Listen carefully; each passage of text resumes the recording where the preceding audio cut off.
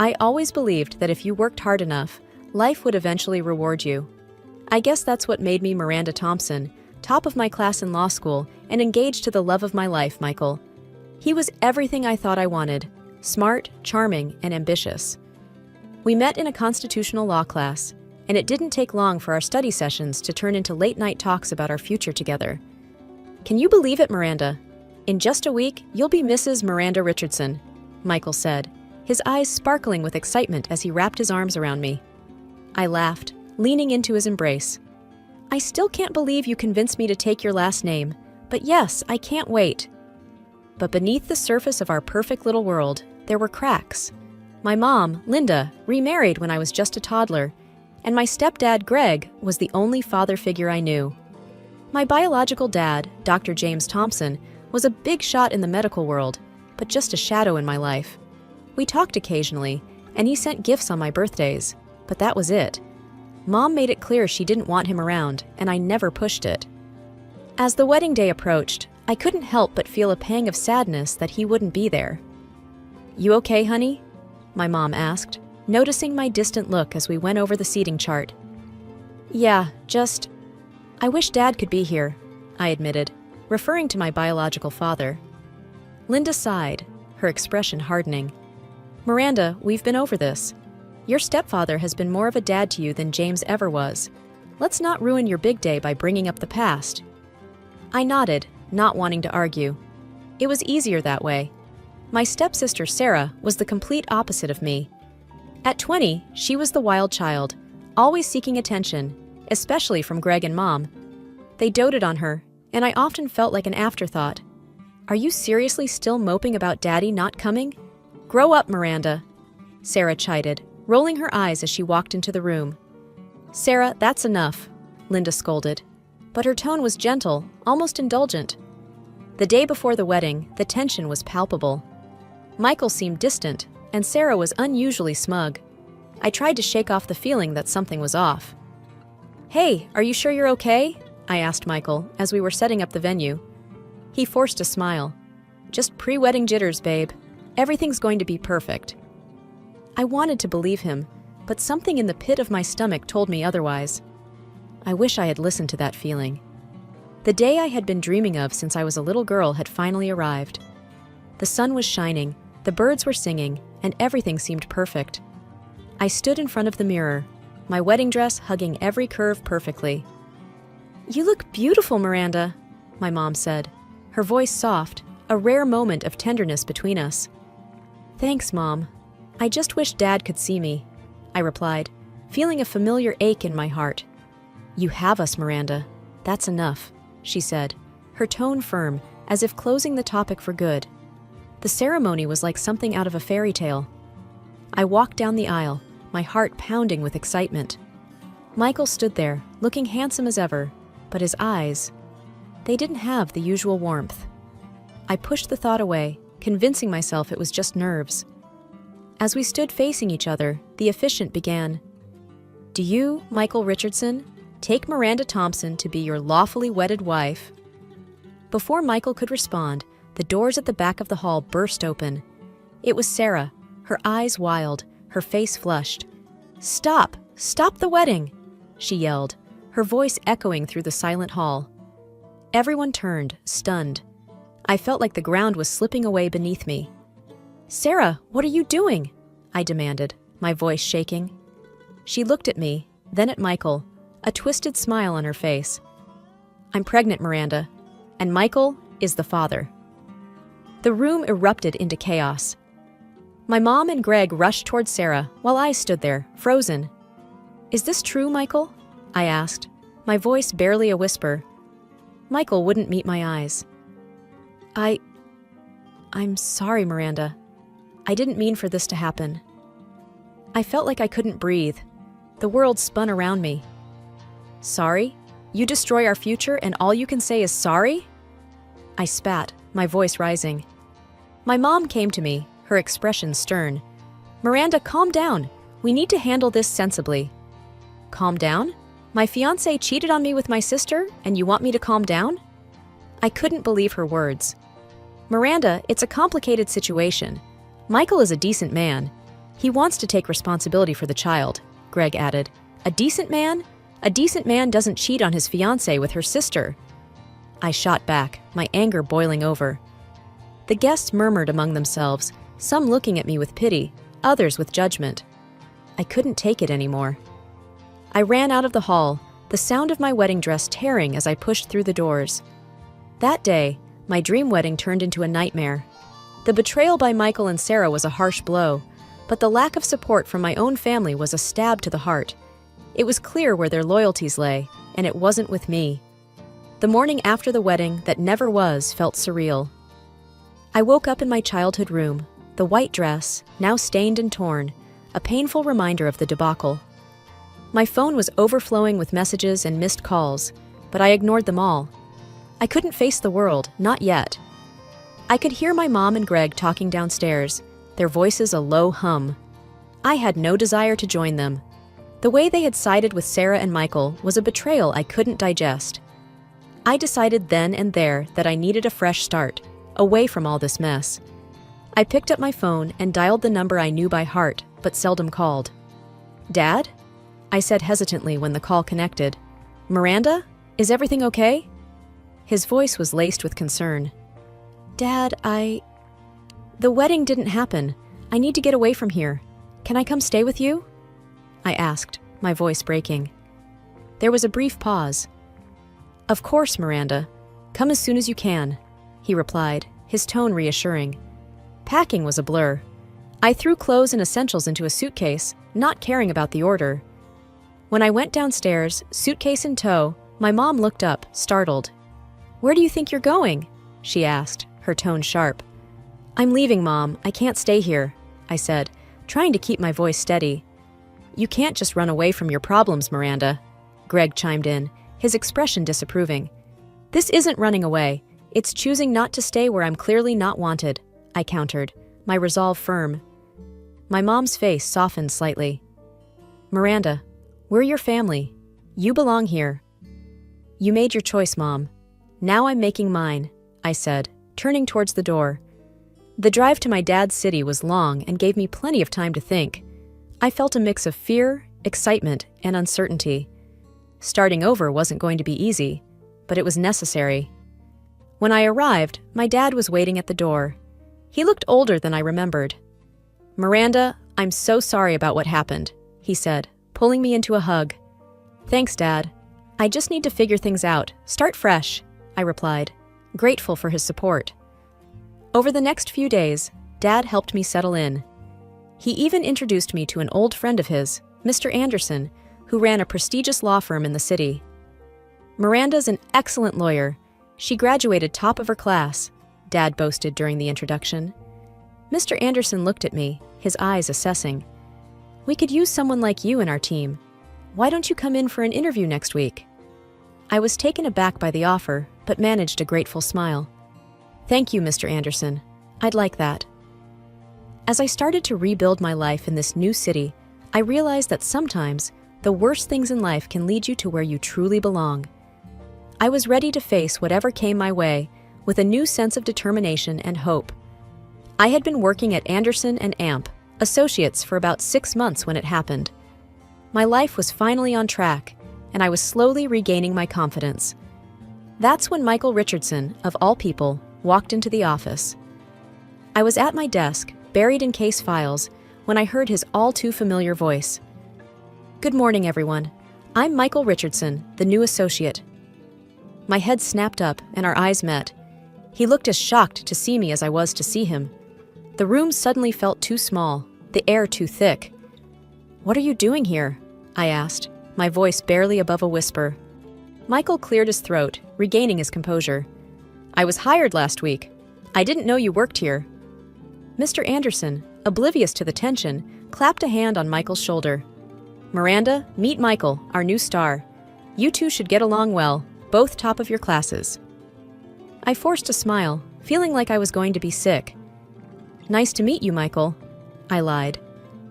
As the days went by, working with Michael became my new reality. I avoided him as much as possible, but it was hard in the small office space. Then, one day, he cornered me in the break room. "Miranda, "We need to talk," he said, his tone serious. "There's nothing to talk about," I replied, trying to move past him. He blocked my way. "Please, hear me out. I'm sorry for everything." "Sorry doesn't change what happened, Michael. You ruined everything," I said, my voice rising. "I know, and I regret it every day. But you need to know, Sarah lost the baby because of the stress from the wedding. She can't have children now." "That's on you," he accused. I stared at him, incredulous. "On me? You cheat on me, and somehow it's my fault? You're unbelievable." Michael's face hardened. "You could have handled it better. You didn't have to run away." I laughed bitterly. "Handled it better? You destroyed my life, Michael. You and Sarah. Don't you dare put that on me." He opened his mouth to respond, but I didn't want to hear it. I pushed past him and left the room. The nerve of him, blaming me for his and Sarah's actions. It was like a slap in the face, a reminder of the pain and humiliation I had gone through.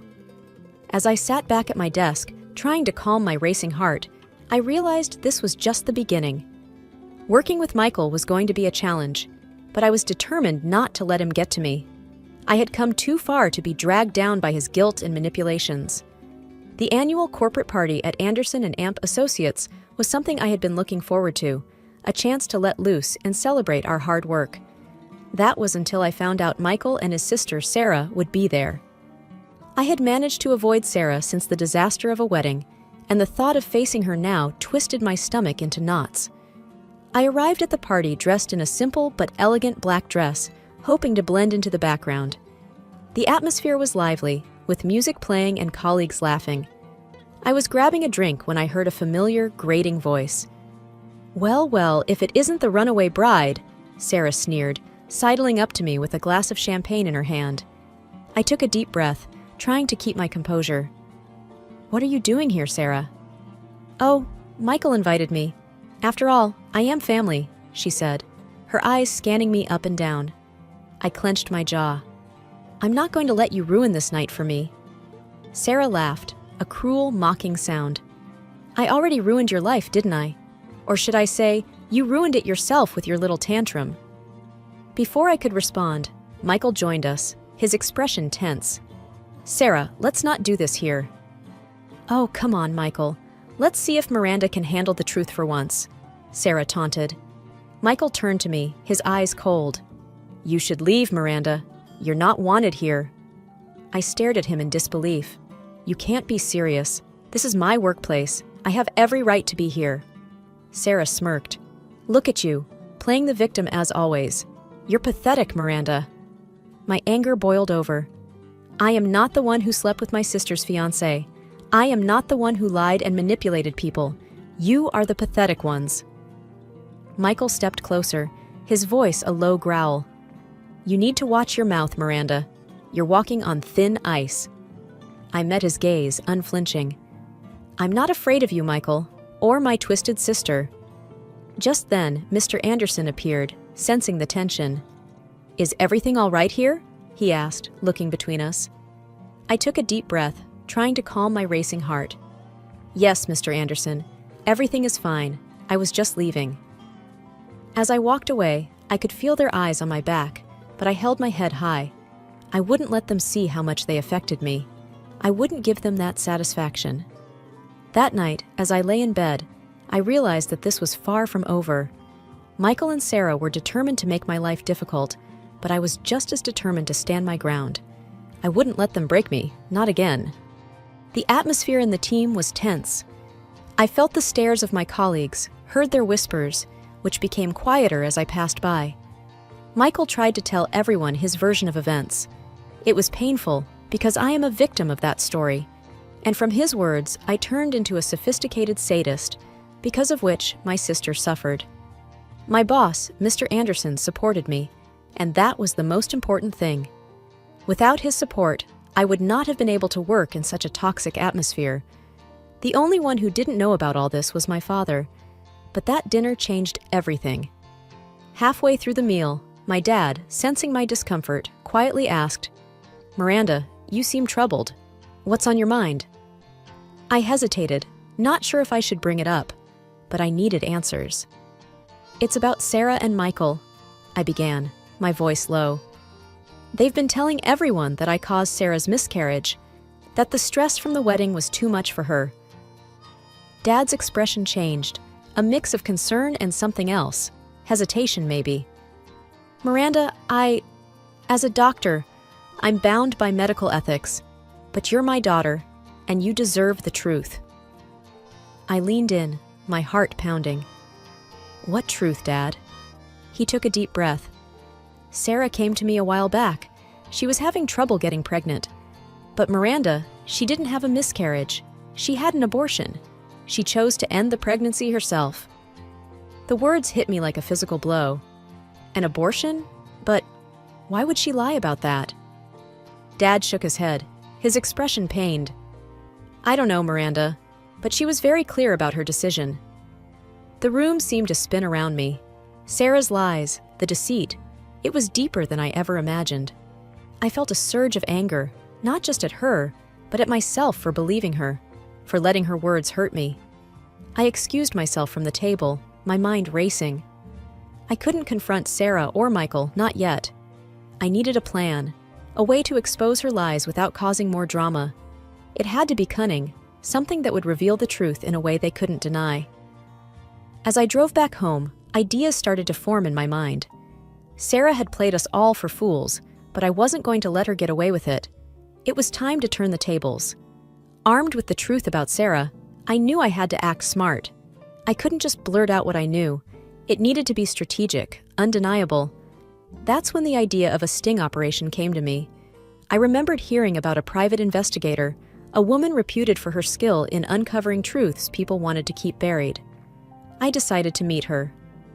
Miss Thompson, I understand you need my services, the PI, a woman named Rita, said as we sat in her inconspicuous office. Yes, it's about my stepsister, Sarah. She's lied about something significant, and I need proof, I explained, trying to keep my emotions in check. Rita leaned forward, her eyes sharp.